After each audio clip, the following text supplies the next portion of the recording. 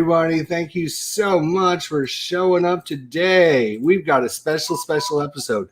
Number one is super special because it's my birthday. It's my birthday. Happy birthday.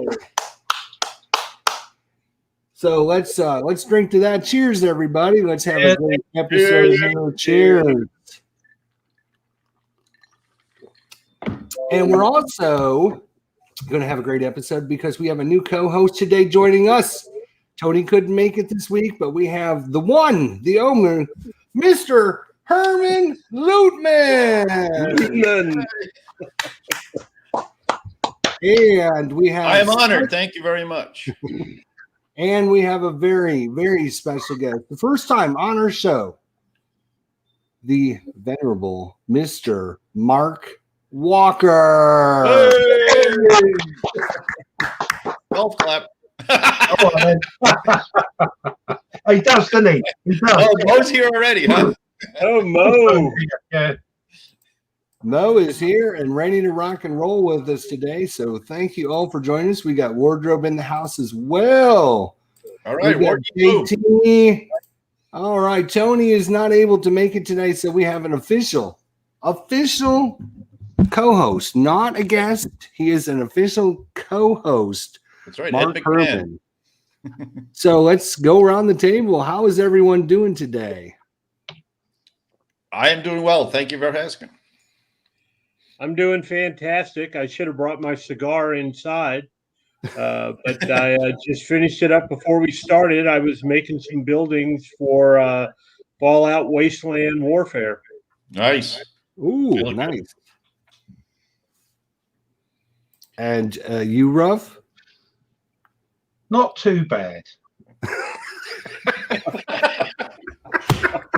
What an English response. You ask the Brits how you doing, they go, not too bad. Everybody else across the pond there goes, fantastic, wonderful, awesome, not too bad. Thanks, everybody, for wishing me a happy birthday. And, yes. It's going to be a great day. I got Mark Walker here. I got Hermann Luttman. I got Ruff Swordsman. It's going to be a great day. So we're going to have a lot of fun today. We got a lot of things to talk about. Holy cow! So, yeah. First, can I just say you've gone a bit dark. There's need a bit of light on you there, Jester. So we can see your we can hear your dulcet tones. We just need to see your chiseled features. See, is that there you go? better? Yeah, Nice. I'm afraid so. Yeah. Okay, sorry about that.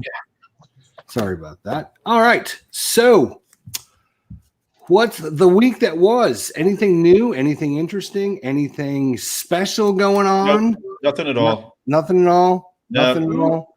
No That's it. Kickstarters? Nothing important at all, huh? Nope. Well, our dishwasher crapped out. These two are Yeah, we going to be have to awkward. aren't they? They're going to be awkward. We give them leading questions, and they're just doing it on purpose, not biting, are they? No. They No. gotta learn the process, Ruff. It took me about 6 months to get you on board. We're doing this. Come on. What do you got set up behind you? Say to everyone that's watching, never buy a Samsung dishwasher. Never. Never. So We had an old is Kenmore. not sponsored by Sony. Right. That's right. We had an old Kenmore, which Americans, I don't think that will mean anything to you, Ruff, but was an old Sears dishwasher, probably paid $350, $300, lasted 15 years. We get this Samsung for 3 times that amount, lasts 3 years. I've never had a problem with Samsung televisions, phones, but there you go. Perfect. They're great for phones, not so good for getting the spaghetti off the plates. Oh, you blue tweezers. Hope you got me message. Yeah, that's true. What do you got set up behind you, Herman? Oh, that is Defenders of the Realm. Oh, excellent little game. A rich Tell him why. What's that? Tell him why, Herman. I have it set up to go through the rules one more time because COVID Con is 3 weeks from now. Oh, We're going to be playing that. You can tell us about that later, Herman. Yes, you want to talk about it later, or we could talk about it now? Whatever. You're one of the hosts. Get on with it. I'm not going to. Well, the wonderful Mark Walker is hosting a small group of people who have all been vaccinated, and we're all going to get together for 3 or 4 days and play games. What, in the flesh? In the flesh. In the flesh. Wow. Yep. Yeah. We're coming to. Good on you. Yep. Mm-hmm. So Defenders of the Realm is going to be one of them. So I'm just going through them again, getting everything sorted out. I have all the stuff for it. So That's the Oh, bulge you got game. all the expansions and everything. Yeah. the expansions, the different minis, the whole thing. That's a Wow. bulge Oh, game. nice. We'll use your Herman? game then. Yep. What's that? That's a bulge We'll game. use your game. Yes, it is a bulge game. Yes. Bulge, Gettysburg, and D-Day all wrapped together. Yeah. Lovely. That's what I thought. But Dean, Oh, you're into non-war. You see that big pile of stuff right there? Yeah. I just purchased. That's all the Battle Lore second edition. That's 3 Ooh. core sets and all the expansions. Wow. Is that minis and things as well? Yep. Yes. 400 minis. I love, as you know, and as I'm, as people are telling me that this Not a War Game Wednesday I'm doing, I tend to steer away from the minis, not because I don't like them, Mm-hmm. but it's because painting the things is just something else. Well, You've gotta Mark do paints, it. I don't, but Yeah, I used to paint minis, and so I tend to use sort of counters, you know. So Right. I've got got an unboxing next week of Folklore: The Affliction. What? RPG. You're auctioning it? No, I'm unboxing on my channel. Oh, whoa. Okay. She's deaf. Yeah, I Is it am. No, I'm doing an unboxing, Mark. Sorry. Yeah, no. I have a series called Not a War Game Wednesday where I piss people off and unbox and hopefully play through non-war games.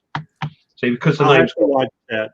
See I that. have to watch that. that. When the it's something to do with your accent. Unboxing sounds like selling off my collection. I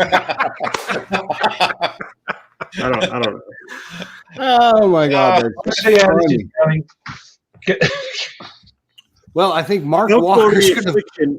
I love that game. I love it. I've No way to watched. play it. I've watched.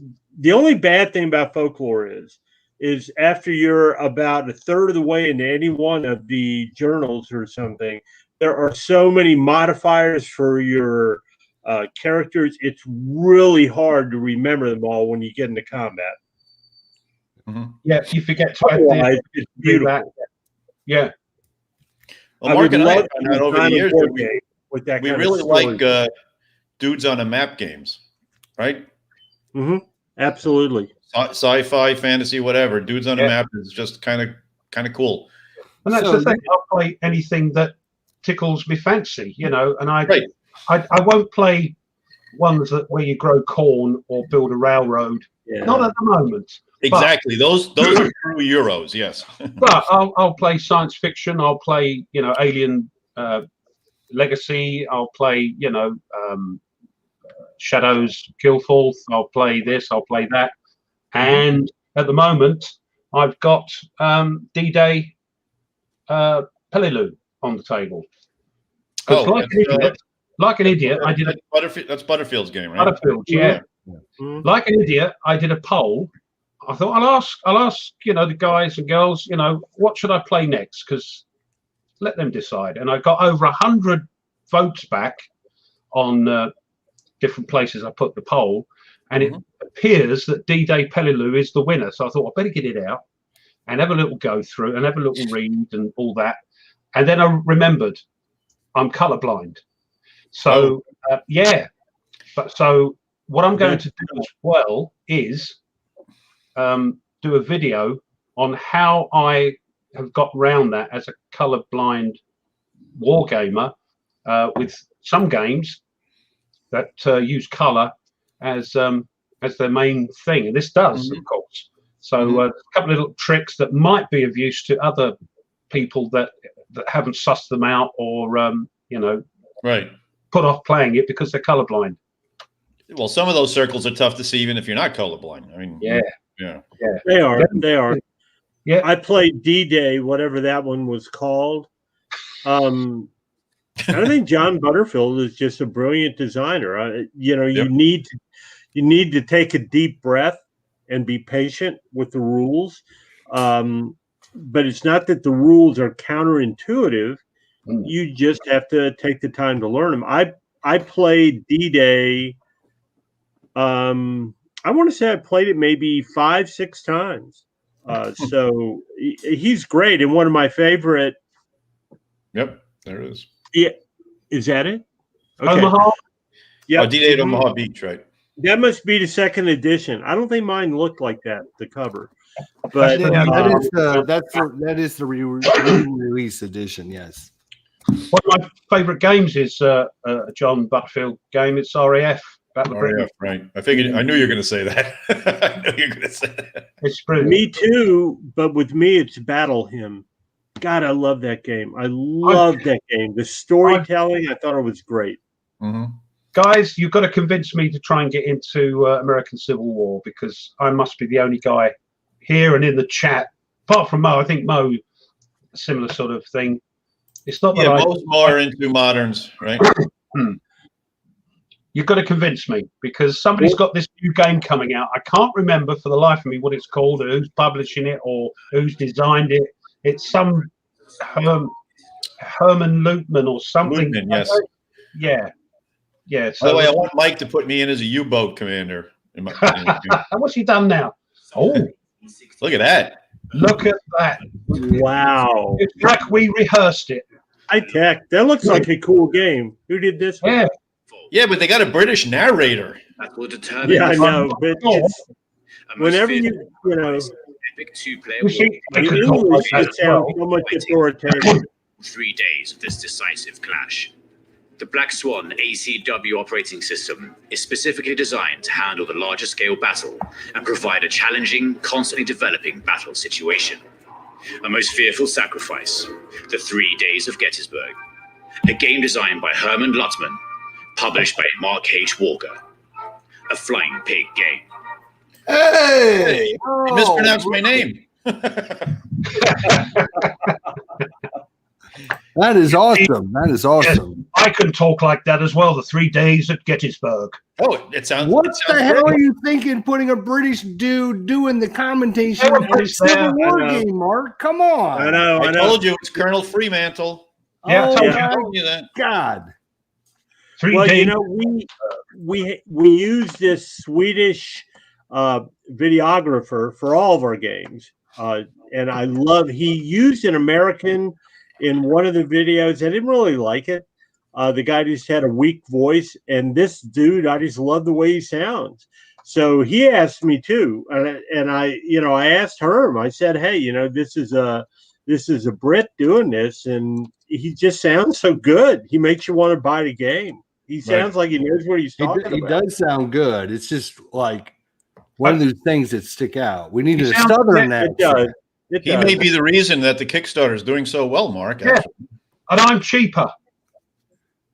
Look at that map. What do you think of that map, guys? If you're watching this for the first time, or first time you got to see this, there's a photo that our good friend Mo sent me, and this is actually his. I think it was his prototype that he had set up on his table. Right. And that map looks really awesome. A lot of detail on that map.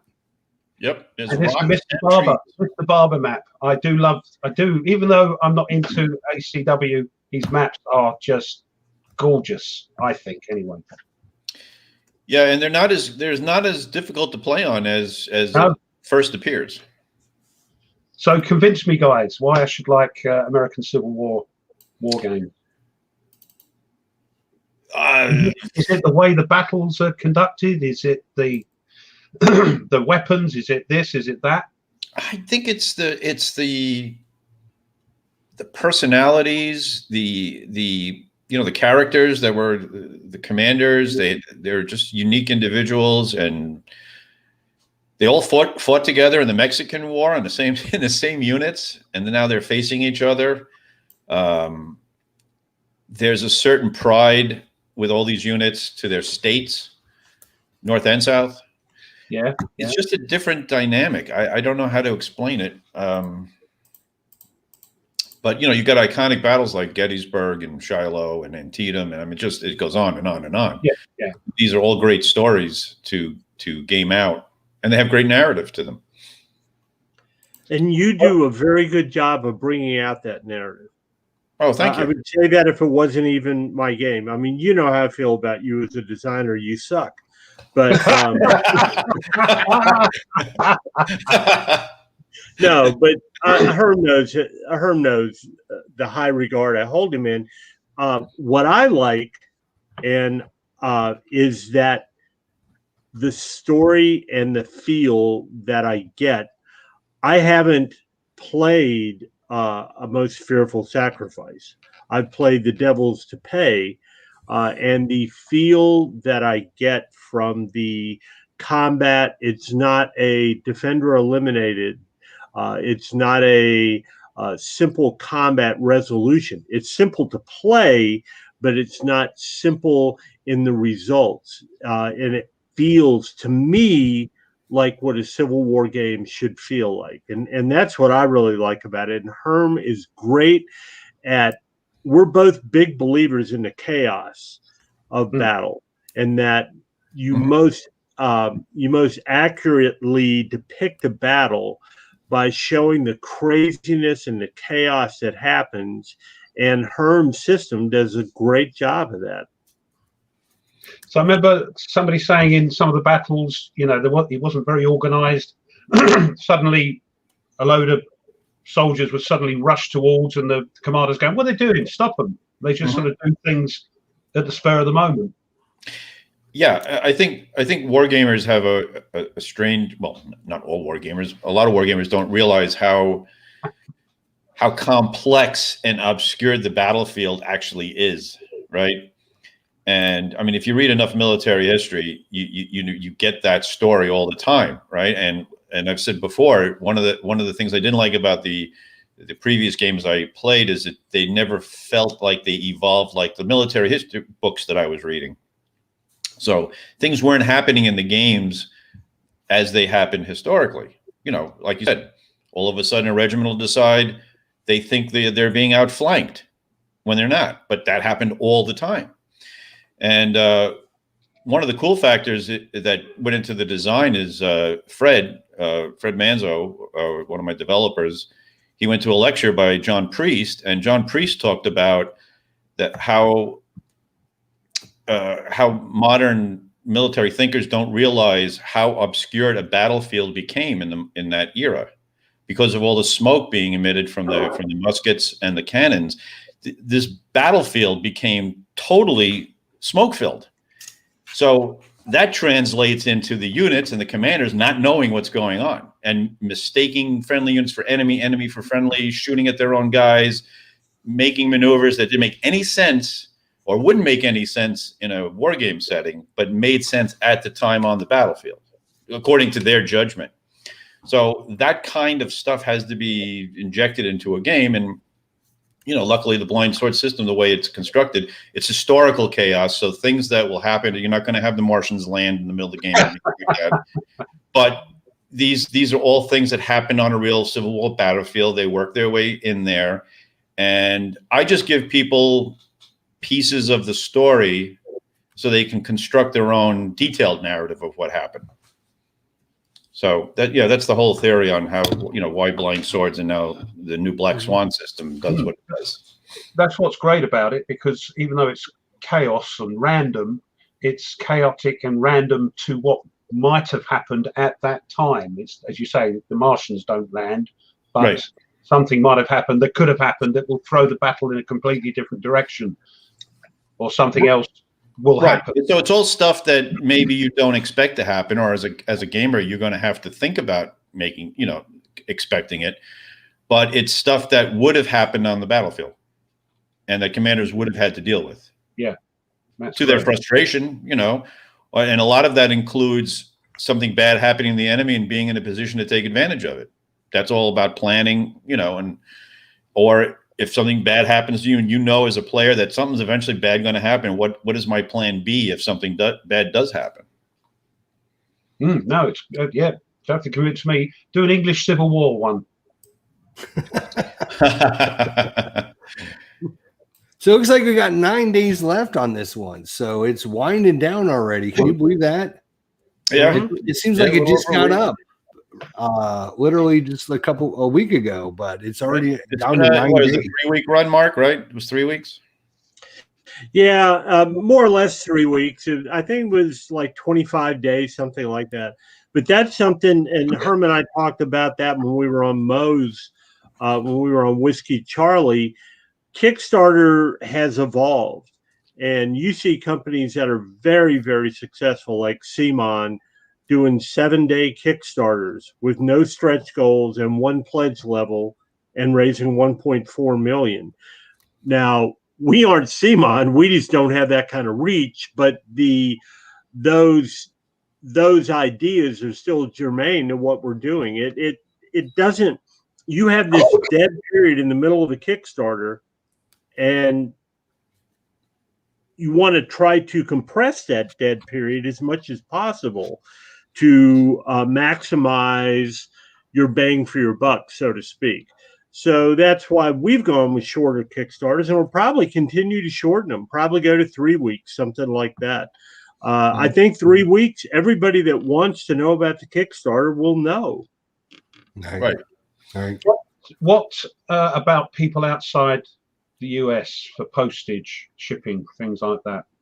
It's terrible. That is actually listed on the actual Kickstarter. Is it? Yeah. It says 32 to Great Britain, Australia, Germany, and France. But then we will also charge the VAT charge that we're charged because of the new VAT laws. Man, it's so confusing for us. Well, we've been through several seminars with Quartermaster Logistics and also Game Quest over there in England, in Southampton, about the shipping, trying to figure it out. On Long Road, which happened right when the change was happening, there's a chance that we'll actually lose a couple of dollars on every game that we're going to send to England. That's not anyone in England's fault, but it's dictated a change in Kickstarters. You don't see those banners anymore from medium or small size countries that say, Euro friendly shipping, because they can't. They literally will lose money on each game shipped. Yeah. So we've got $30 odd to ship plus 20% on the price for that. Yeah. Something like that. Yes. So it's worth just waiting to come over here, to be shipped, to be freighted over here, and then buy it retail. It is. I mean, that's a totally legitimate way to do it. We'll have distributors in Europe. So yes, absolutely. Which is why people like me, I can't really do the Kickstarter. I'd love to do it, but because of those extra costs, which you have nothing to do with. I don't blame you one bit. It's a terrible situation to be in, and all the publishers I've talked with feel the same way. Yeah, we understand that we're probably losing with us somewhere around maybe 18% of our pledges that used to come from Germany, France, England, wherever. And the people just go, "This is nuts. I can't afford this." And I'm going, "I understand, but I can't afford to do it any other way." So we'll wait. It's one of those, because it's Herman's, and I know he bumbles along with these game designs. I don't know how he does it, but he comes out with the game at the end, and this one I thought, well, I'm not into American Civil War, but because it's Herman and it looks such a gorgeous game, I might have to give it a go. But as you say, looking at the Kickstarter, it's not going to be very very good for me to do it. So I'll probably wait and see if Second Chance Games gets it in, and they will. Yeah, and I'll say Mark sent me. Yes, absolutely.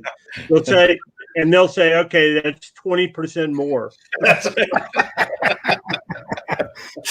rascal, that rascal. Yeah, we're going to put the price up. Oh dear. Absolutely, that's what he's known for, being a rascal. All right. So I was always wondered how the whole Kickstarter thing goes from the other side, because me as a customer, I see it from one side, and I've been burned. I have 6 Kickstarters, and I've been burned every single time on my Kickstarters. I have 4 Kickstarters that I ordered in 2019, and they're still not here yet. 4 Kickstarters. And none of them have been completed yet. They're still working on it. One game has completely changed the direction they were headed, and oh boy, it's just been a nightmare. So I decided I'm just not. I will just wait for it to show up like rough. I will wait for it to show up in the store, and then I will purchase a Once copy. you kickstart it, you can't get your money back, can you? It's gone. Yeah, you can. You can get your money back. Yeah, I don't know about other companies, but if anyone approaches us and says, "Hey, look, we want to cancel," even after the Kickstarter is over, after the pledge manager is closed, if someone approaches us and says we want to cancel our pledge, we go, well, "Okay," and we send them their money back. Yeah, it's not a problem. I've canceled a few of them, Dean. You just write to the company and say, "Look, I've changed my mind. Is there any way I can get a refund?" Most of them say yes. Some the don't. way it's going, I won't be doing many Kickstarters in the future, and I don't know how it's going to work out for GMT's P500s coming over here. So I'll wait and see when their first ones are released, and they start shipping them over here. And not to mention, the last Kickstarter I got in was DVG Kickstarter. Oh man, did that piss me off! Don't start. Which game was it? You talking about Warfighter? No, I'm talking about their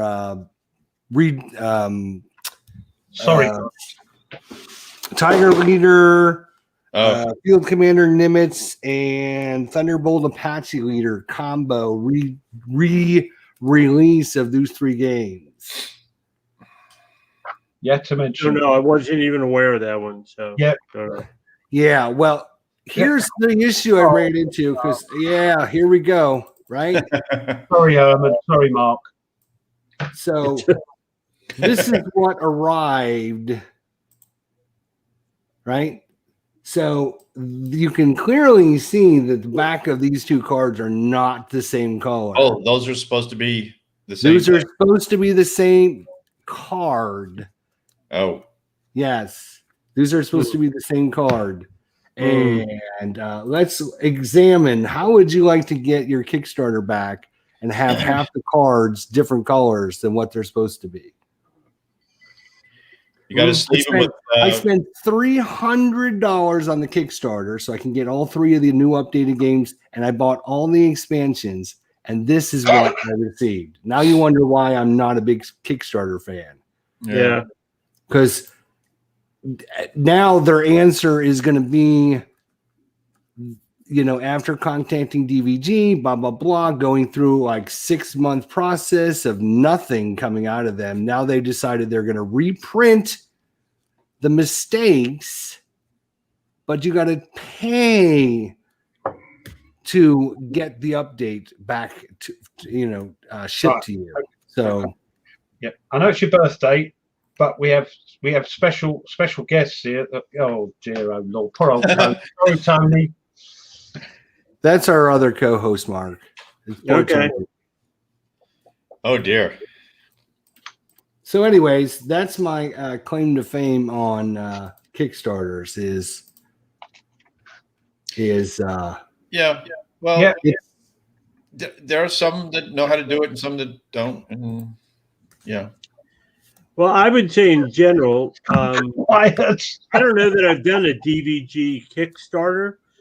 I bought the games, but in general, I'm surprised that they did that. I know who they're printing with, and the printer is a quality printer, so I can't comment on that. The other thing that I always caution people about when they're talking Kickstarters is that you look at how many games they've already done. You look at the company. I mean, these people that go out and they, for whatever reason, have enough money, they pay for sculpts of minis. and then print them out on their on their 3D printer. Cool. I mean, that's how you should do it, and have this beautiful looking game. And have never produced a game.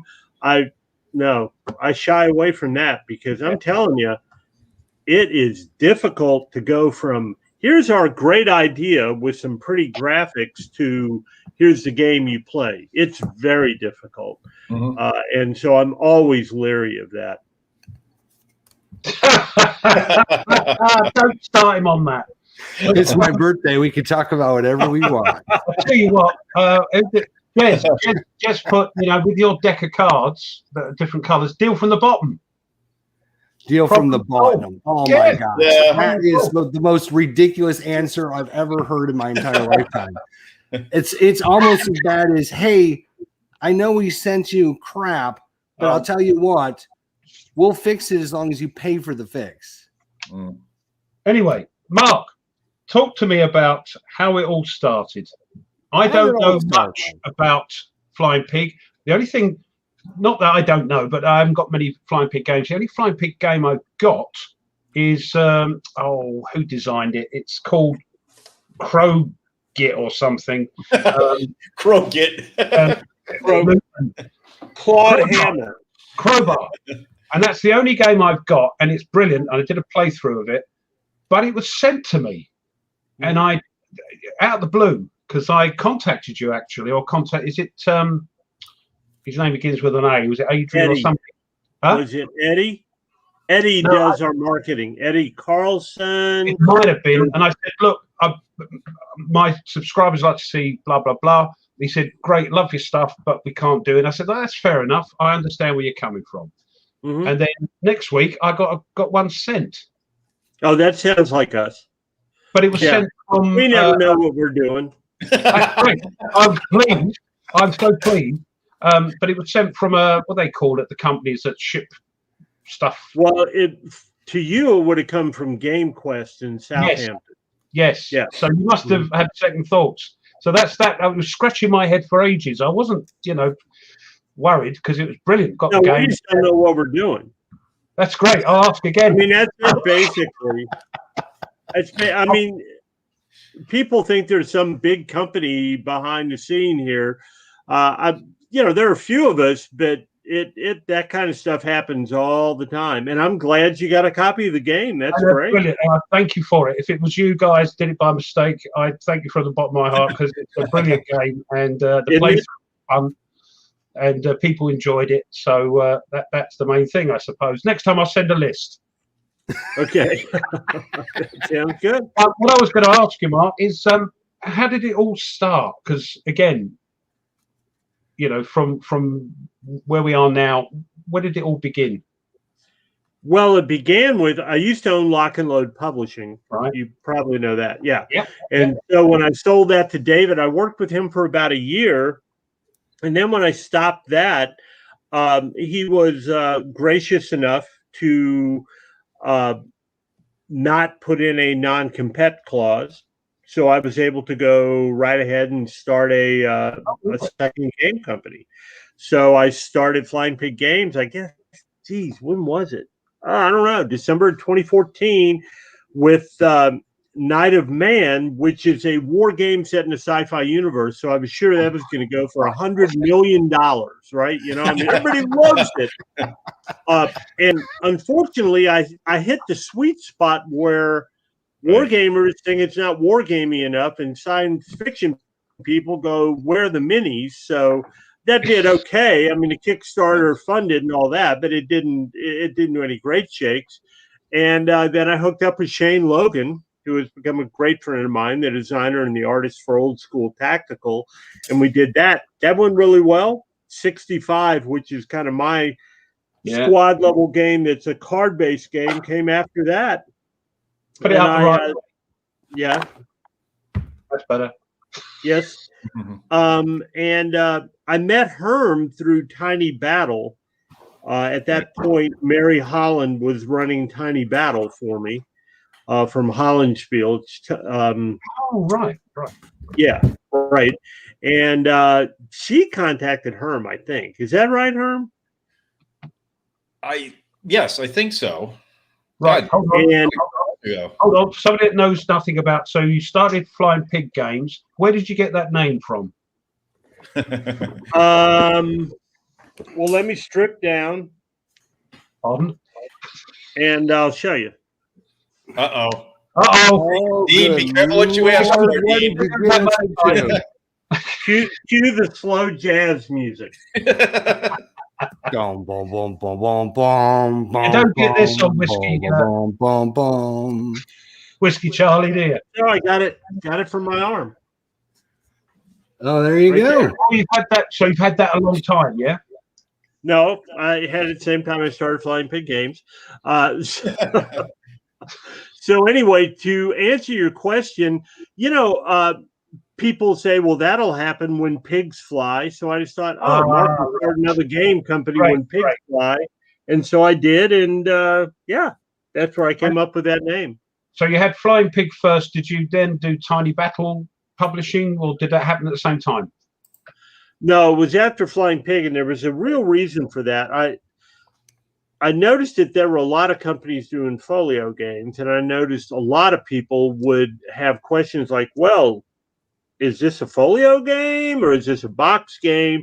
And to avoid the confusion, I said, I'm going to start a second company, and all that'll do is folio games, and it'll put out a lot of folio games, but they'll all be folio games, as opposed to Flying Pig, which the idea with that is to just put out a very few super high quality, for the most part, super large, but that isn't necessary, super high quality games. So that was how Tiny Battle came about. And originally the idea with Tiny Battle was to just have somebody else run it for me, but that didn't work out so well. So yeah, now we're where we are right now.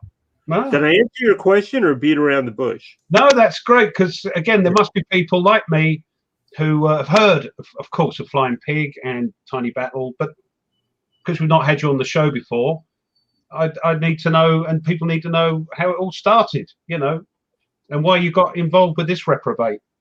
Well, the great thing about and then I started talking with Herm. I mean, Herm and I talk so often now that his wife or significant other, right? Calls me his boyfriend. Yeah. So like whenever I call, she'll be going, "Your boyfriend's on the phone." We talk. I mean, Herm and I probably talk 6-7 times a week. Yeah. Good. Yes, especially during the Kickstarter. There are a lot. Kickstarters are a lot of work. During Kickstarter. Yeah, they really require a lot of maintenance. Yeah, I bet they do. Well, one of the things I really like about Flying Pig Games is if we look at the counter sheet from Old School Tactical, these punch in, punch out counters, right? With the pre-rounded counters, pre-rounded corners, no clipping. I can actually sit down and play this game within 5 minutes of opening the box. Right. So thank you for that, first of all. Second of all, don't ever go back to counter sheets, okay? Because nobody likes counter sheets, no matter what they say. Right. Pre-rounded punch-out counters is the way to go. Trust me. Mm-hmm. Yeah, they're nice big counters, aren't they? Right, and I love my counters. That's Mark's point, is that Flying Pig will do that kind of great production work. Tiny Battle, you'll get the counter sheets and right, or you have some pre-rounded, right? What I was going to say is the great thing about Tiny Battle is that it has a lower. It allows new designers to come in and put out a folio game to test something, and see how they do. Or in my case, it'll let me try out a new design philosophy, and we throw a game out there to see if it sticks or not. It's a better, it's a lower level of entry as far as into the marketplace. Well, of course, with that, you've got with Tiny Battle Publishing, you've got some well-known games from the Dream Team. Oh God, yes. Yeah, Invaders and all that, Colossi. Oh, Invaders, I think that was our first game together, wasn't it, Mark? I think it was Invaders. Invaders was the first game, and then Colossi was the second. And as popular as that's been, we still can't teach most Americans to say Colossi, right? They're all saying Colossi. English. I'm going, Colossi? How do you ever get Colossi from that word? Colossi. I mean, come on. But I had to get that from get the print and play version of it because I couldn't get it anywhere. Doesn't Second Chance carry it? They did it. Yes, they did it soon after I got the print and play. Okay. The print and play cost me $10. I printed it off, and it's brilliant. I've got to do a playthrough of that one day, Herman. Oh, sure. It's brilliant. Fun, really fun. He's waiting for somebody to come teach him the rules. Yeah, I need but yeah, they're brilliant games. Which thank you. I could take one of the things off of here. Deluxe Invaders set, Mark. Oh, the first thing you need to talk about that is his last name is spelled Lootman. So what does the Deluxe Invaders version encompass? What it would encompass, I'll say briefly and then let Herman talk, would be the 3 games. We would probably redo the art, and a 4th game, which is tentatively titled Mossmen. Planet of the Mossmen. Right. So, yeah, I mean, it's been something I talked about, but Herm's designing so many other games for these shifty companies that... Fly-by-night companies. Fly-by-night companies, yes. Yeah. Like GMT. Yeah. I keep telling them they're going to probably be out of business in a year, you know? Isn't Colossi an Italian sausage? That's good. So to answer your question, Dean, yes. We would probably just take a whole new, deluxify the components, tighten up the rules a bit, add a new scenario or 2 for some of them, and then do a kind of a campaign game where you could take your galactic marines and run them through a campaign against each of the aliens. Lovely, yeah, right. So that would include adding Planet of the Mossmen, which is named after my friend Harvey Mossman. I bet he's pleased about that. It just fit too well, you know. Herman, when are we going to get it named after us? Jester Invasion of the Jesters. What? Yeah, something. You got to come up with something, man. Come on now, be creative. It could be part of the baseball game you're talking about doing. Here's a little bit of news. I actually added you guys into a game I'm designing. Really? Yes. You guys will be one of the civilian units in the GMT game I'm working on. So. Yes. The plum. What's that? About the plum. Yes, the Plum Island Horror. Yes. Yeah. Can't wait for that. Thank you. That should be good. But if there's Deluxe Invaders will happen at some point as soon as we can figure out. That's what you guys always say. It will happen at some point. Yeah, it happens. Dean, people are asking us for the next game after the Gettysburg game already. Right. I know, but it must be good to be that busy and rather than twiddling your thumbs. So it's great. All kidding aside, it's a blessing. It really is. You know, I never thought we could be this successful. Well, I could be this successful designing. But I mean, now that I'm retired, this just keeps the brain plaque from forming, right? I mean, it's better than sitting around and, twiddling my thumbs and watching Netflix all day. So unless you're watching Black Sails. Right. Is that any good? Yes. Yeah, I love it. It's my favorite series ever. It's there. Just got to find time to watch it. So sailing ships and pirates. Oh, it's very well done. Yeah. So I mean, I actually joke that I'm busier now than I was when I worked for a living because I actually have to work. I actually work weekends now. So as you can see. Yeah. So now that you're retired, you can actually not have to worry about the job thing. So everything starts to build up, and it just gets bigger and bigger and bigger. And now you've got and then, 5 or 6 projects. And then you actually want to spend time playing all these games that I keep buying like a maniac, and playing PC games and all that kind of thing. So you kind of have to balance everything. I think it's important to remember that we do this because we love it. Right. Yeah. I am an avid gamer, and I know Herm is too. We're terrible with each other. We probably cause each other to spend $1,000 a year going, Herm, you heard about this? Herm will come back and go, check out this Kickstarter. Right. Absolutely. But yeah, this guy's cost me a few quid as well, so finding the time to play the other people's games is important. I know publishers and designers that don't do that, and I think their designs and publishing suffer. It's almost like a doctor will read a medical journal. It's part of his professional reading. I look at playing a game as part of my professional reading, and I love doing it. I absolutely, I love playing games. And it's the same for content as well, because we're playing games, we're learning all the time, learning new mechanics, and it keeps us fresh. We're playing. I know Mark agrees with me on that, and I'll bet you Mike Buttigelli does too. Buttigelli. No, Buttercello. Buttercello. Mike Buttercello is going to be Buttercello. Right. Buttercello. But Mark, that's exactly right. Playing all these games, even the non-war games, you learn mechanics, you learn ways to approach games. I mean, the one thing that you can say about all these games is they are very efficient as far as gameplay design. And if you can learn even one way to just design better, it's worth it. Plus, they're fun. I mean, let's face it.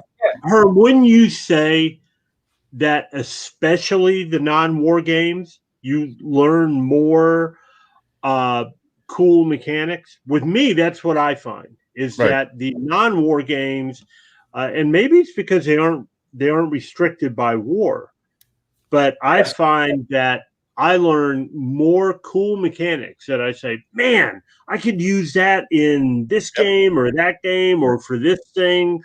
Yeah, absolutely. Yeah, I knew Mike would agree. Yes. Yeah. And it's, I know I've got Wargamer up in my title, but I'm thinking, crikey, there's so many games that I'd love to play and take a break from wargaming and then coming back with a vengeance.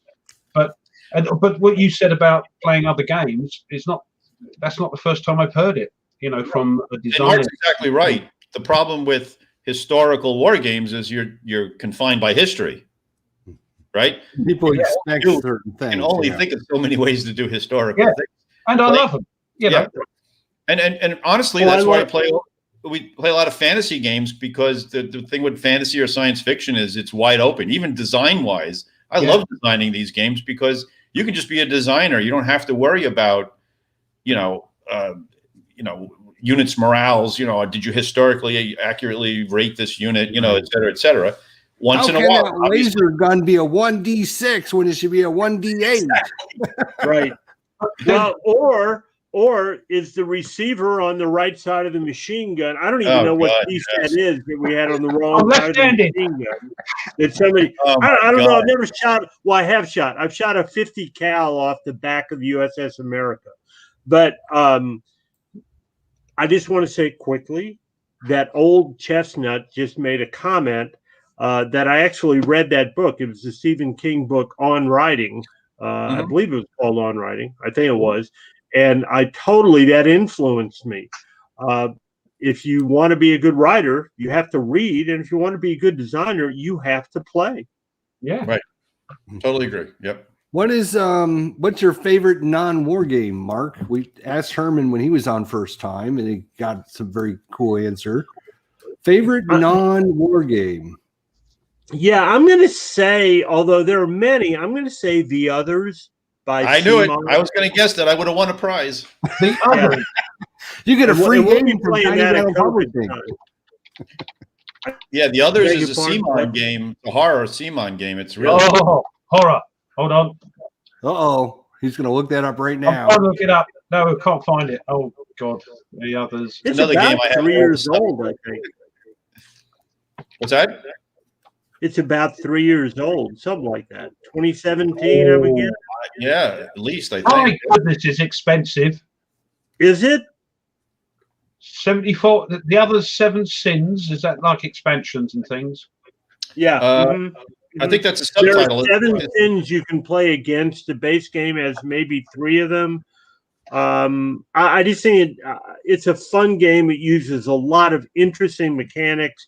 It's given me some of my best game memories. I was playing with this group I play with in a town just north of me, and I was also playing with Greg Porter, who designed Armageddon War. And Greg is the ultimate bad guy. He loves playing the bad guy in any of these games. So in the others, you have one person playing the sin, okay? Right. And part of the game, it's card assisted. Part of it is card assisted. And we came down to the last turn, and we had to kill this last boss. All of us, the good guys, right? And so my friend's daughter, who was like maybe 14 or 15, I mean, definitely was, totally knew what she was doing. We were coaching her with all the things she could do for this one incredible roll to take him down.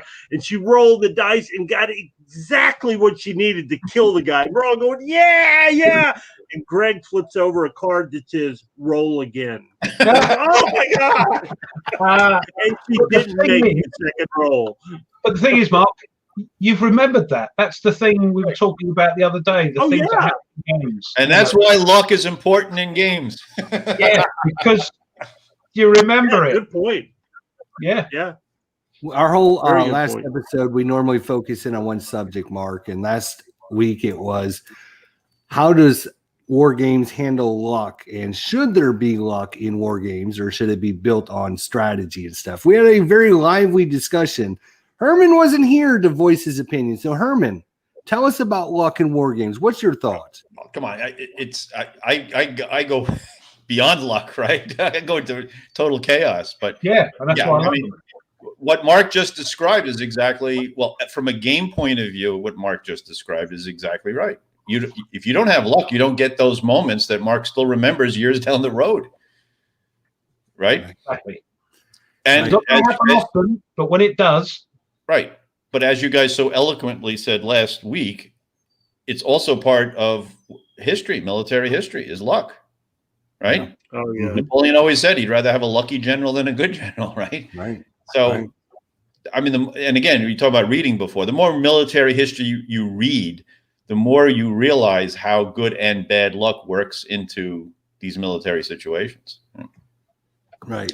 So for me, for like, say, the Blind Swords or the Black Swan system, luck and chaos actually will, if you construct it properly, will give you actually a better simulation of history.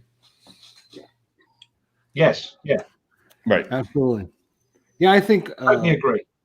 just about luck, I used to tell my Dungeons and Dragons players, because they would love to try to min-max, and get the best of everything. And I kept telling them, it's not about the numbers. Right. It's about the moments that you make while you're playing that you will remember 10 years from now. Right. So if you go back and look at the Dungeons and Dragons adventures we had from 20 years ago, I'm not going to remember how strong he was or how fast he was or anything like that. What I'm going to remember is the moments that happened while we played that stood out. Exactly. And I never wanted to design a game where you're in that situation where you're just moving pieces so you'll get one more factor to get a 3-to-1 attack.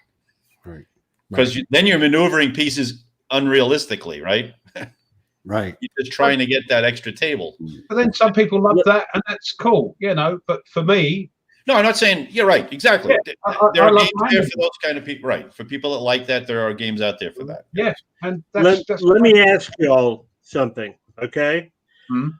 I have a theory that the people that do not like luck are the people that are seriously into the competitive nature of the games. Yes. Where the people that enjoy luck are into the immersive natures of the games. Do you all agree or disagree? Absolutely. For me, anyway. And I think all games, no matter what scale they are, should be immersive and narrative, and you get something out of it at the end.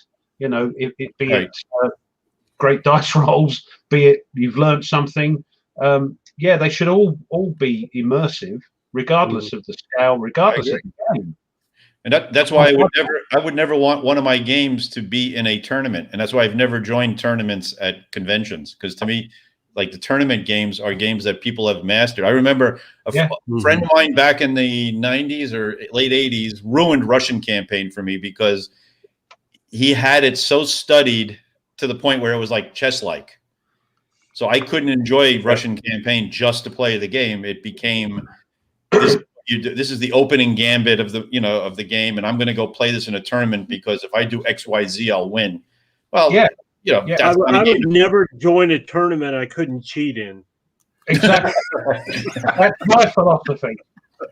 Mark, you are going to be an excellent co-host someday. You are going to be an excellent co-host. What are you We're saying? going to have to get rid of Tony full time here. I'm telling you guys. Wow, he fits in great here. So does Herman, though. So does Herman. So I'm next on the hit list. Is that what you're saying? Pretty much. Total turnover. Yep. Good grief. Private Public says something about Crowbar, that it relies heavily on luck, of course. Yeah. It's a push your luck game. Yeah. Fantastic game. It Push does. your luck And games, yeah. Mhm. actually, I just had In Magnificent Style reviewed by Tom Vassell, and that was his big complaint about it. And Crowbar is based on In But Magnificent. that's what it is. What it is. Oh, Yeah. really? Really? Tom Vassell doesn't like the luck in Crowbar? In Magnificent Style. In Magnificent Style? Yeah. Oh, yeah. gee. I remember. Okay, well, I'll never buy it then if Tom Vassell doesn't like it. That's right. But I remember Blast Pop playing the game. He puts a little video up, and he got annihilated the first time, and then he had to put a video up because he did so well the second time. He couldn't believe it. He was so excited. And that's what it's all about, isn't it? You know, it's a game that, crikey, I'm doing quite well. Right. Crowbar's wonderful for that. And that's the type of game it is. Right. Both those games are about, again, yes, you are going for, the ride a little bit, right? Because you are pushing your luck. And if you don't have any luck, you're going to get destroyed. But again. Yes. Yeah, we don't mean to make fun of anybody. I mean, everybody has their thoughts and opinions because, I mean, seriously, if we were to do a review of a Euro game, we're going to trying to turn our noses up at some of the aspects of the Euro game, just like Tom does to wargaming, because he's not really a wargamer. So you got to take everything with a grain of salt. We are, guys. If you are here in the chat, hang on just a second, guys. If you're here in the chat, just so you know, we are going till 5:45 today. I've got to head out a little bit early today, so. At 5:30, if anybody has any questions, we'll open it up for questions for either Mark or Herman about anything, the Kickstarter, anything you have any questions for them. We'll open it up about 5:30, but we are going to have to close down at 5:45 today. If not, the wife's going to be busting through that door and wondering what the hell I'm doing. So, where are you going for dinner? We're going to, it's called Bourbon and Bones. Oh, nice. Great. Gosh. It's supposed to be a real upscale steakhouse. Upmarket, yeah. Oh, nice. Well, it's your birthday, for goodness sake. Yeah. And you see what else I got? I see some trepidation in her face.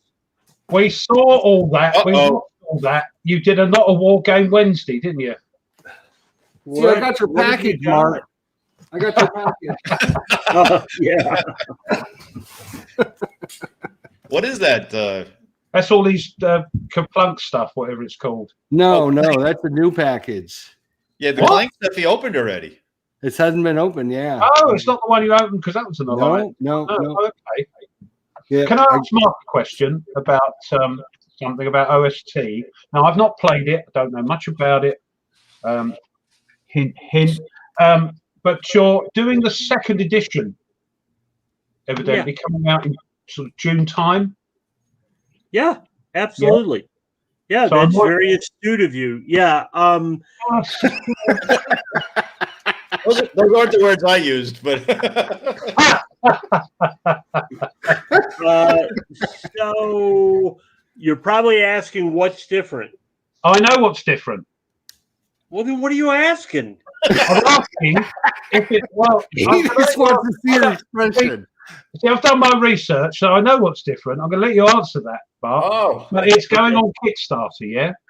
Yeah. Mm-hmm. So again, Yeah. I've got to wait until it comes over here. But go on, tell me what's different. I don't know. Oh, all right. the master shell. Talk about the blooming artwork on the infantry, for goodness sake. Yeah, that is it. Shane was not happy with the artwork on the infantry. Why was that? And well, he's progressed as an artist, Right. and he feels he can do a better job. I think if you look at Volume 3, all the Japanese and the Marines and the Army units in Volume 3, the Army units may anyhow.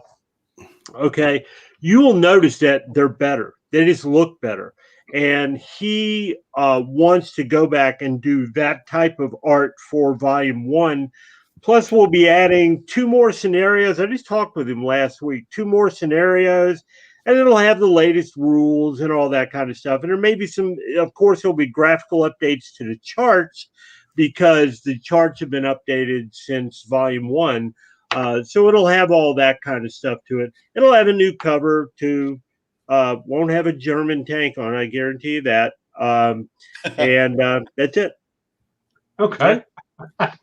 No, I'm looking for. I've not tried it. It's a squad level. It's squad level. I think it's a very simple game. The way it plays, you roll for a number of action points that you have for each side, which is predetermined by the scenario. Right. So, like for instance, let's say you had an aggressive German infantry battalion or company. It would be a battalion minus. Battalion's getting pretty big. It might roll 3d6 for action points up against some inexperienced Russian infantry. They might roll 1d6 plus 1. And these numbers, so there's a variable there, but these numbers determine how many things you can do. It costs an action point to move an infantry. It costs an action point to shoot an infantry, that type of things. But to me, a couple of things, I think basically the system is simple, but also I like the way that Shane wrote the rules. I don't know if I know that you haven't, Ruff, had a chance to look at them, but Kurt, if you have, Shane just bulletizes rules. So he just says this, this, this, and this, and I find it a very easy system to follow. Mm-hmm. So that'll be June 2nd, I think. I don't have a calendar here with me, but whatever the first Tuesday in June is, we are hoping that will be the launch date for that Kickstarter. And that's predicated on its having my birthday. Is it really? The first Tuesday in June? Well, happy birthday. That will be June the 1st. That's my birthday. Okay, so that's a good omen, isn't it? That's a good omen. Kickstarter will be not bad. Is it a good solo game? It's a just fine solo game if you like playing both sides. Yeah. Mm-hmm. Yeah, right. Yeah, I've played a scenario on my channel, and it's a really quick game to pick up. It's about rules are only like 20 pages long, but you go through them so quick. There's not a lot to pick up. It's a very, very. If you play any other tactical games, you'll understand the language. You'll understand the concepts. Cool. And I've wanted to try it for a while, but of course it's impossible to get. So and it literally will cost like $1,000 to ship because the boxes are. Well, you know what I'm thinking? It's my birthday. Heavy. These are heavy. Yeah, that's only one of the expansions. I mean, the actual box is. It's huge. It's a huge game as well, isn't it? With fantastic maps. Literally, you can get your workout by just. It's huge. Oh, crikey. Right. I'll have to wait, Mark, until it gets over here. I'm going to definitely give it a go. I got my I've been signed saying I would copy send right you here. one, Oh. but we don't have any. That's We're all out. why, Yeah. I'm waiting for it to come back over here in the second half of this year, hopefully. So, I mean, look at my copy. It's actually torn and stuff. yeah, well, that's well loved, as we say in the trade. Yeah, Dean, you have you just tried reprinted have you seen 65, Dean? Sorry? 65? Have you seen I've that? not tried that either. No, again, It has a good solo. Has a good solo module in it too. yeah, you got some of them in the warehouse. I'm sorry. I'm just wondering. Sorry. I actually have to get a copy because Yeah, as a matter of fact, we do have some of those in Southampton. We can send you over one. I would. all you have to do is just call them, and they make mistakes. You know what I'm saying? Yeah. Just call them. They make Exactly. mistakes. Yeah, send me a copy. I'll play it. Yeah, 65. All right. All right. Sounds good. Talking about other things you're working on, close quarter battles. Interesting. So, I'll give you a short, long answer on that one. What was I say? Explain what that is. I'm going to. Sorry.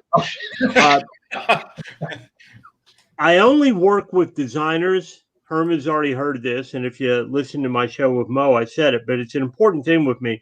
I only work with designers that I like and designers that are adults and can just give me a complete game. I don't want somebody's design kid who thinks I should develop it. And Close Quarter Herman is obviously one of those. So is Shane. And so is Greg Porter with Armageddon War. Another one of those people is Gotardo Zancani, who did the Rifles series, the Tiny Battle does. And then he did a game called Rattenkrieg, which I misspelled 3 different ways on the cover of the magazine. And that's after Herm said, Mark, if it is you pronounce the second vowel in the German language. Like, okay, I got it. So it's RATTENKREIG. No. Anyhow, so Close Quarter Battles is going to be based on Rattenkrieg. It's going to be a flying pig box game, so it'll move up to 1-inch counters, and it will be about skirmish level, is what a miniature player would call it. Skirmish level battles in Hue, Fallujah, and Stalingrad, and it's a solitaire game with a very clever solitaire system. So right now we were soliciting for play testers, and they're play testing the first module. So I can't tell you when it's going to come out. It won't be this year. No, it won't be this year that it hits Kickstarter. But I think it'll be a big deal. I think it'll be a big seller. Everyone likes solitaire games, just because of the way that is. I mean, we know it's not that. I think we're all over the branding that somebody that likes solitaire games is antisocial or something like that. Silly. It's got nothing to do with that. What it has something to do with is you may be tremendously social, and that's why you like solitaire games, because the only time you have the game is 10 o'clock at night or something like that. And so you just keep a game up on your desk that you're playing through. It's a way to relax before you go to bed, or many other reasons like that. So we've all seen solitaire games just absolutely explode, I think, over the last 18 months. Part of it's the Black Plague that we're going through. Part of it is just, I think people are growing up and saying, yeah, sure, it's fun. I read books alone. Why not play games alone? Yeah, and that's the wife says, go play a game, and I do. So, there you go. But I love playing. I haven't had much experience over the last couple of years, what's going on, playing with other people, but me and Jester and Tony with Mike have played Tank Duel, and we played Wolfpack, and it's been absolutely brilliant. It's a different type of fun when you play with other people as opposed to solitaire. One isn't better than the other, but it's a different type of fun. And solitaire games. That's mainly what I do. But now, when I get the opportunity, I will play with these idiots and anybody else that wants to. I'm quite up for it now. It's good. You play with the Blue Tweezers. Oh yeah, Blue Tweezers. Yeah, we played Warfighter. We played co-op. I know you like a bit of Warfighter. What did you think of that? I love it. It's one of my I know it's very. I hate the term beer and pretzels, but I just love it. I love it. Yeah. When I think it's a little bit more than beer and pretzels. Yeah, but some people call it that. It was one of the first when I got back into war games because my history is playing a bit of war games right back in the early days, and then a lot of RPGs and fantasy stuff, and then I got back into war games in the last sort of 3 or 4 years. Warfighter was one of the first games the first game I got was Field of Fire, but the second game I got wow. That must have been like, oh my God. And I'm thinking, 64 pages of rules.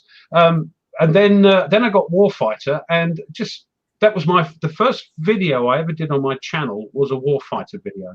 Mm-hmm. And I love it. And me and Blue Tweezers, we decided to do a cooperative modern Warfighter. We did a couple of those. That was great fun. So and we might you and I spoke, right? And since it's on the computer, you actually had all the same colored backs too. Oh, shut up. We might be doing something tomorrow with Blue Tweezers, either another bit of Warfighter or something that's making me go like this. Crikey, what has this guy got for brains? Is Atlantic Chase. So I don't know if you've seen that. I've heard of that. I haven't seen. I think it looks so intimidating when I saw the unboxings. I was like, oh boy, I'm never going to get it. You wait to see mine next week. But because I've pulled the trigger. But it reminds me, and it says it on the back of the box, it reminds me of the war maps. That you've got these trajectories, these blocks, and somewhere along there, either a convoy or an enemy task force. That's what it works on. It's such a different way of looking at war games, and I'm wondering, and I'm hoping that developers will take things from these new ideas that Jeremy White has put forward, and splurge them out into into our world. It looks very, very intriguing, and I can't wait to try it. So, going back to Warfighter, one of the things. Please do. Well, the reason one of the things that war gamers have to catch up on, and it's starting to happen, is this idea of cooperative play, right? Exactly, because one of the things I really enjoyed with my Saturday group is when we play together and we play a cooperative, dungeon crawl. Or any Ameritrash, and that whole dynamic of playing together against a common enemy was kind of a new thing to me, and I really enjoyed it because your brain functions differently, right? When you're not competitive, but you're trying to work with the other players. Mm-hmm. So Warfighter is also like that because you're playing together against the system. It's the first time I've ever played it cooperatively, so right. And it was great fun because you're working together and you're trying to. Oh, you've got some hydration packs because we're in East Africa trying to save the elephants, and so you have to creep up so he can give you a hydration pack or whatever. Yeah, it's different. Yes. So but I love Warfighter. I'm sorry. Yeah, and I think that's a way to go for wargaming in the future. I think is that whole different dynamic of playing together against something. Yeah. Well, non-war games, things like Folklore, things like Shadows, Killfall. Sure. And they're all cooperative games where you work together. You can play them solo, which is great for me. Right. But things like Alien. That's actually a really good point. For example, Defenders of the Realm, which is behind me, you could play I could play this right now by myself, or I can play it with 5 other people. And that's great. That's how a game should be. And we're all working together to stop. Which it's basically fantasy pandemic is what it is. I mean, all these things start popping up all over the place, but it's so much fun. It's so much fun trying to work together and plan. Yeah. And I keep going Wardrobe. Sorry, just want to say thank you. That's all. Yeah, Wardrobe had a nice post there. And one of the big problems with that game was mortars.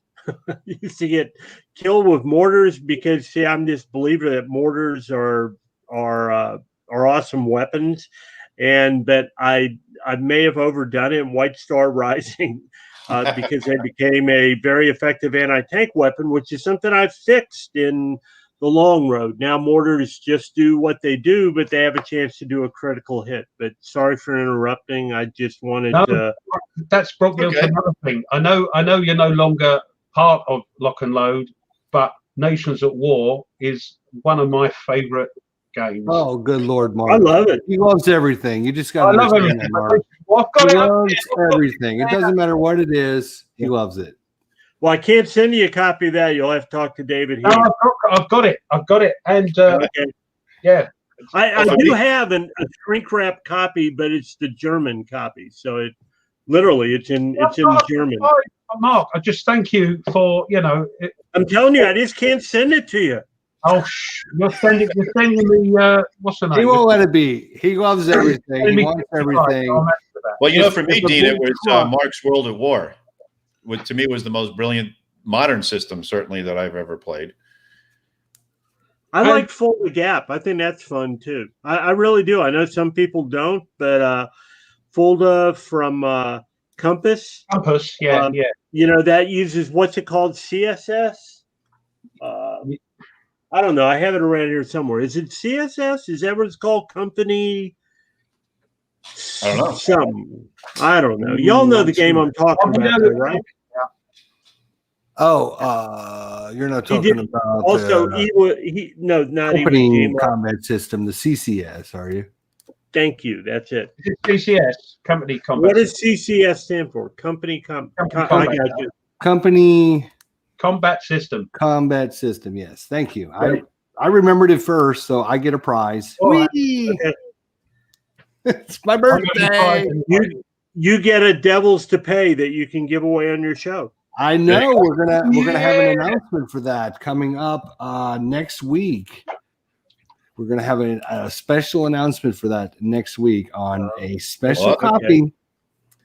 You have a trivia question?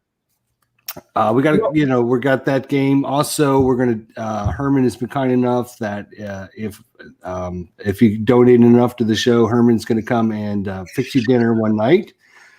He's already volunteered that, so we got that. I thought we did an auctioning him off. Yeah, well, I mean that was part of the auction, so right. Yeah. Whatever I got to do for the cause. There you go. Oh yeah, let me ask something else. Sorry, it's all gone quiet. I'm not bitter. I'm not bitter. I am above the curve. That's the problem. I see things not through tinted glasses. I try to make things better for people out there and let them know there's issues out there. Yeah, I know. I'm in the honeymoon period still. I love everything and everyone. Right. I've been married 20 years, so I'm at the point where I need to make things better now. Second one, 20 years, So don't give me that. Now, there's a guy over this part of the world called Jamie Kirkpatrick, and your public. Is that still going ahead? Screaming Fire. I told you research. Huh? Yeah. Yes. Tiny Battle is publishing Scream Aim Fire in May, barring any problems between now and then. Actually, Herm and I did some development on Scream Aim Fire. Oh, right. And then we sent it off to after we got it to a place where we wanted it. We sent it to an in-house developer that I use for Tiny Battle.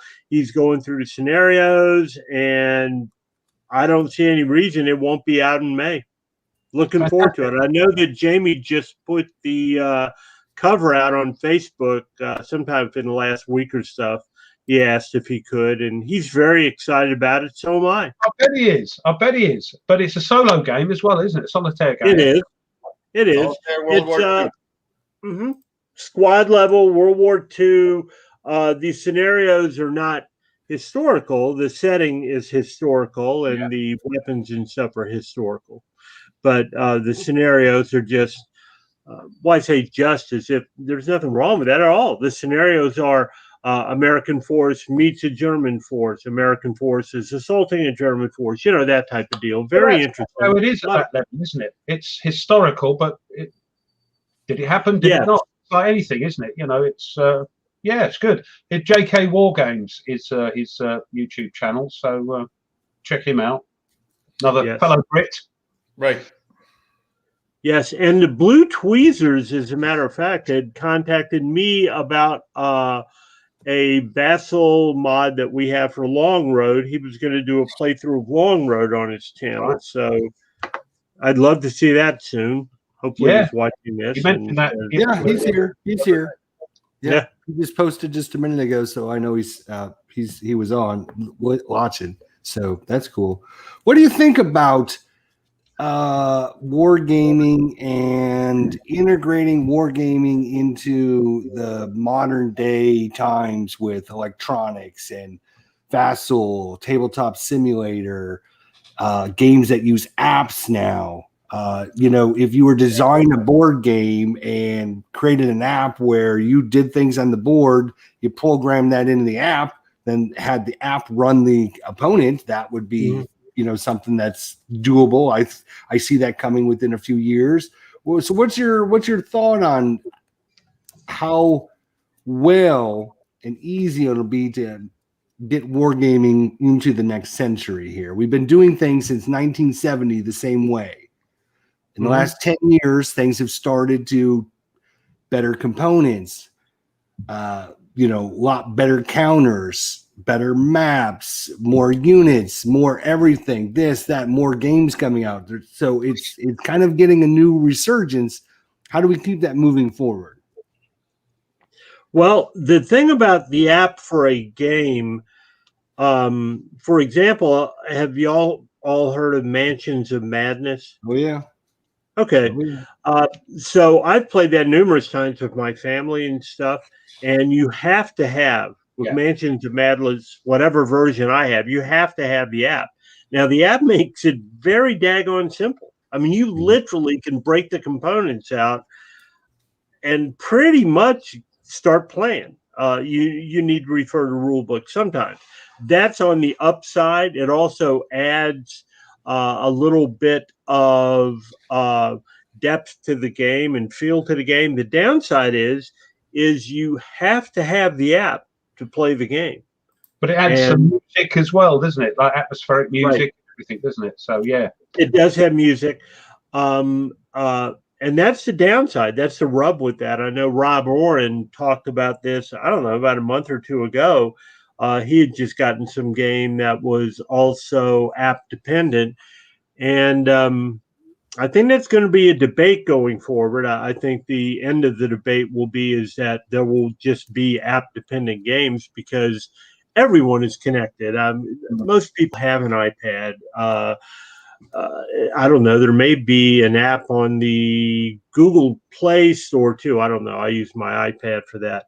As far as war games go, of course, also same company, Fantasy Flight, has an app for that skirmish level Star Wars game. I can't remember what the name of it is. That helps with that. What is it? Is it Imperial Assault? Imperial Assault. Yeah, Imperial Assault. As far as war games go, I definitely think that an app for a war game would be something that would be awesome. The thing would be the companies that can afford to pay someone that can do that type of project actually bring it home and have a quality product for the gamer would be tough. I mean, I know probably GMT could if they decided they wanted to. There are a few others that might be able to too. We get approached by people all the time that want to do, hey, I want to do a computer version of this game or that game. And I go, sure, go ahead. When you have a playable, version, contact me. And guess what? I never do. It's harder than you think. I mean, if you think making a board game's hard, I've made a computer game. I made Heroes of Stalingrad, the lock and load game. You can still get it at Matrix. And man, that took quite a while to make. So I think it'll be difficult in the wargaming community, but I think it will happen, maybe with some bigger companies.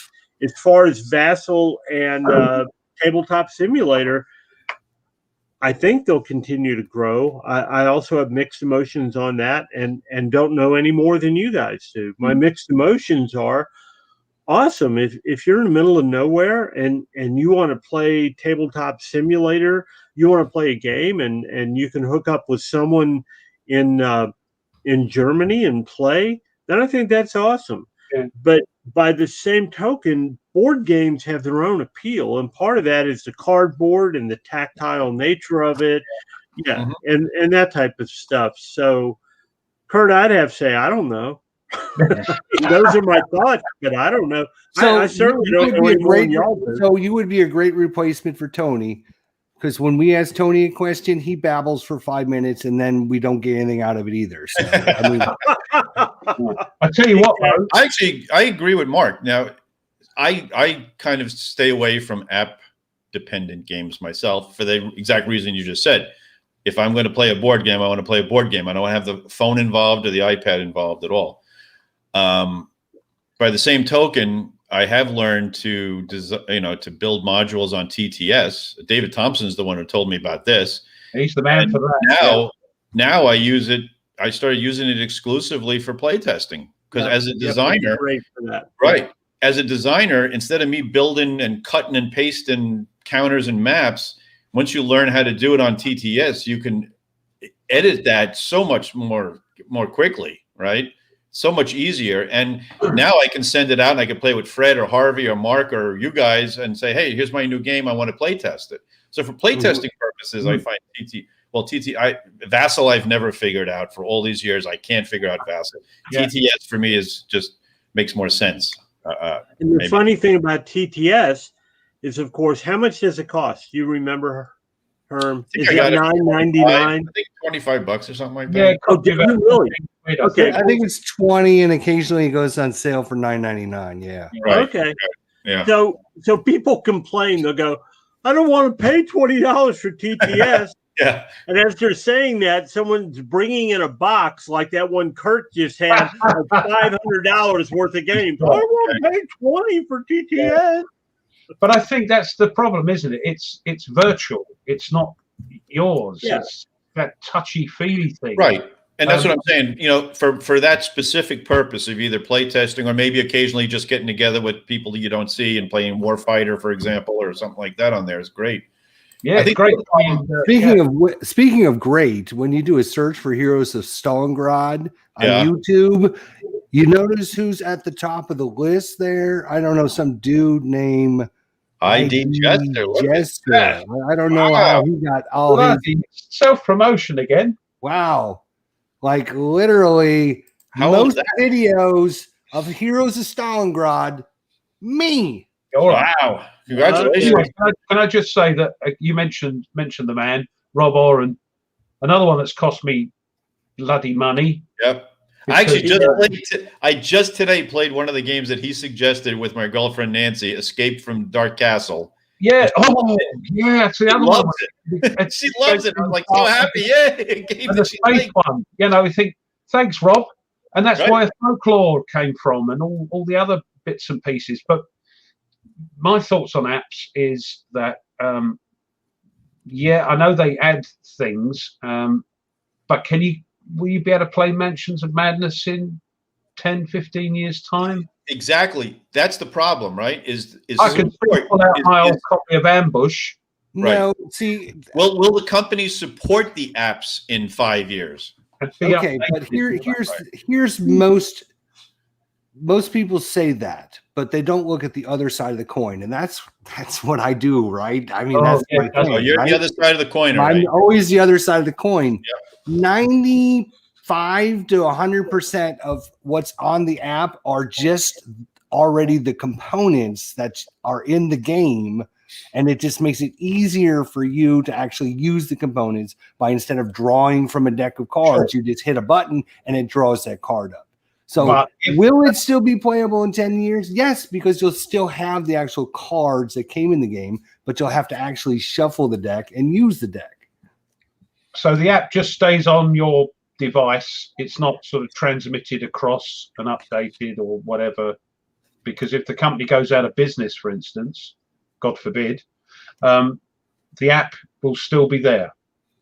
Well, what if It you have a depends totally on the different app. device in 5 years too that doesn't handle that anymore or something? Yeah, this is what I'm thinking. That's my only thing with it. You know, there's For example, of Mansions of Madness, it is unplayable without the app. Yeah, so right. Literally. I mean, you can't. I'm not saying it's difficult. I'm saying it's unplayable. You don't have all the information you need. So you know how Apple is always upgrading the iOS, right? Like, I don't know what we're on now, 12.4.7. And sometimes those upgrades require additional programming for an app to work with it.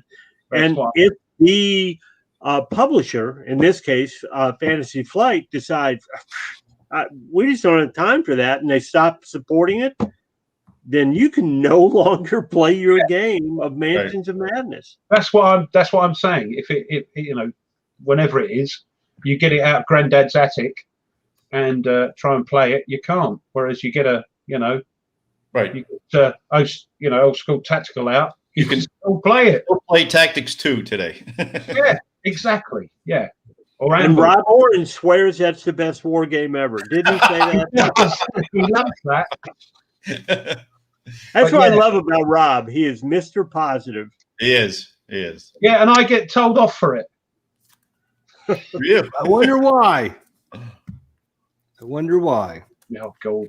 We got any questions for the guys? Yeah, anybody have any questions for either Mark Walker or Hermann Luttman? Put them in the chat here. They'll be we're down to about a 10-minute countdown. It is 5:35 already. Can you believe that? Already? I know. It goes so quick, doesn't it? I know, it goes quick. When you're having fun, man, we just try to have fun, have a good time, talk about everything, and before you know it, just because of our wonderful charm and awesome well, quickly, I'll say thank you to everybody who supported the Kickstarter. If you're out there listening or whatever. Oh my God, you're always trying to one up me. I know he does. He's always on the sell, honey. Always on the sell. It's gone so well. I can't even believe how well it's gone. Mo's got a question for you here. Any more modern titles coming soon from Tiny Battle Publishing? Well, as a matter of fact, there is. We've got a company level one about to fold a gap called Black Horse. And that sounds cool. I would say it would come out this summer. I mean, it's already designed. We have it literally. I have all the files for it. It's but it has to go through development. Is that a new system? Yeah, it's not my system. I didn't design it, but yeah, it's a new system. Will there be an upgrade kit for old school tactical for people who already own the previous version of the game? I don't know, Mike. I haven't thought about that. I mean, we might be able to do something like that. We might be able to have a thing where you can buy a packet of shrink wrap counters or something like that. Things like that are very tough for printing reasons, to print so many of this and so many of that. Things aren't done the old-fashioned way anymore. I mean, when these games come in, they're shrink wrapped. If somebody has a misprinted counter sheet, I have to tell Quartermaster to unwrap a game, pull out the counter sheet, and send it to them. There are no spares or anything. But we can certainly look at that. I would understand that sentiment. Sure. Any more games you haven't? Oh, sorry, clicked the wrong one. Any more games following the not so tiny format of D-Day and beyond for Tiny Battle? Yes, that'll absolutely happen, Mo. As we move along, the games that we feel need that bigger bigger format we'll do with Tiny Battle now. And that's just an increase in technology is what it is. When we first started Tiny Battle, there wasn't a way to for our printer to print telescoping boxes, and now he can do that. So we can do telescoping boxes. So it's just a matter of saying, I think this game would fit it, that format, and we can do it in the larger thing. I wish we had those larger boxes when we had done the Devils to Pay, but we didn't have that technology then. We could only do those smaller boxes that the Devils to Pay came in. But that was the first game you actually put in a box, wasn't it? It was. Absolutely. Yeah. Mm-hmm. All right, we're going to wrapping things up here in the next few minutes. If you have any more questions for Hermann Luttman, our co-host today, first official co-hosting duties. I think he did pretty good, not too shabby. What did I do? I mean, you know, a little work. I think rough. Do you think with a little work we can work with him? Rough edges. Rough. Yeah. Yes, rough. We just got to sculpt him a little better, get him to fine tune, Polish him up a little. Yeah. And Mark makes a great Tony with just babble, and then doesn't really say anything after 5 minutes. So he's a businessman. It's almost like Tony is here. So next time I come on, you can say playing the part of Tony will be Mark Walker. Well, you'd be playing the part of Ruff by the sound of it. Yeah, that's right. That is right. So Kickstarter, where can they find the information on Kickstarter about Most Fearful Sacrifice? You got 9 days left. We had 9 days left, and they can find it if you put up a link. Would be a good idea. You're killing me. You're killing me. But they can go to our Facebook page, or they can go to flyingpiggames.com. And it just so happens you're working with the pro. It just so happens you're working with the pro. Just got a pledge. Look at that. Oh my gosh, you got a pledge. Thanks to us. Oh, lovely. By the way, I don't know if people have noticed, but we have a new stretch goal up there now. That's the only thing about not doing the blooming Kickstarter from over here. You got a 60,000 one, don't you? We got to get it to 60,000, don't we? Yep. There they are. Stonewall lives. Unlock it. 60,000, boys. Come on now. Let's get it going. We got to we have 5 core cards there. So if you want Stonewall Jackson to be at Gettysburg, he can be there. And I made 5 cards up so that nobody yells at me telling me that I underrated or overrated Stonewall Jackson. So there is even a new card there all the way on the right called the Legendary card. So if you want Stonewall Jackson to be the Shenandoah Valley Jackson, you can. So you'd shuffle them and just pick one and go, oh, bugger. Well, you could either do that, or my friend Claude came up with a great idea. He was one of the developers of the game. If you want to say that he was still wounded after Chancellorsville, you could start him off at Superior or Legendary, and then each day of the battle decrease him by 1 level. Oh, right. As he gets tired. So there's the link. Just go to Kickstarter.com and do a search for a Most Fearful Sacrifice. 9 days to go. Exciting. It is. We're going to have to work on another one, Mark, because we're getting closer. Yeah, I mean, as soon as this one's done, it sounds like you got things going in May. You got things going in June. You're going to be busy. I don't know if you know this or not, but you're going to be busy. Yep. You got Deluxe Invaders to do for me. That's right. Deluxe Invaders. Yeah, that'll be fun. Absolutely. I look forward to that whenever. And don't forget, next year, I'm already predicting Kickstarter Hermann Luttman baseball game by Flying Pig Games. I'm predicting it. I'm just saying I'm pretty good at predicting things. Just saying. Love to do a baseball game. Published by Tiny Battle. We've got our sights set on APA. We're taking them down. At this point, you can. At this point, you can take them down because APA is not what they used to be. That's what I've heard. Yeah, that's too bad. That's I was what surprised I grew to up see that playing. you're still publishing. Well, I mean, the cost for what you get it's pretty high. It's just it's pretty high. You think Stratomatic just swamped them? No, I think there is just way too much other good games out there. Mark, let's get together and talk about baseball. I own 19 different baseball games. You should come on the show sometime and we can talk baseball. Oh no, Okay. Ruff's getting upset. Oh yeah, it's rounders. Mark, I have to do a cricket game for Tiny Battle. You know that, right? Sure. Once I be figure awesome. out the sport, I'll do it. That would be awesome. Great chat. Thank you all for joining us, Thank Mr. you, guys. Walker. I do appreciate you coming on. Herman, Sure. you stepped in for Tony. A little rough around the edges, but we will work with you. Very rough swordsman around the edges. Yes.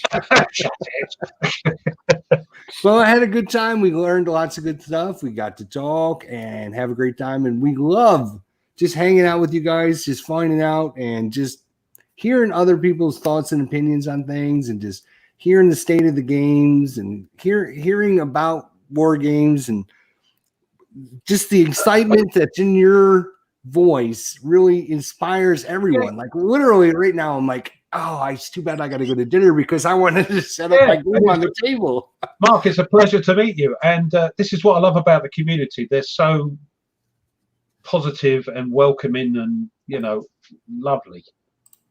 I love you all. Great meeting you guys, too. And it was a lot of fun. Mark Herman.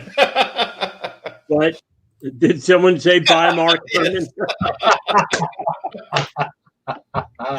Hey, you thinker.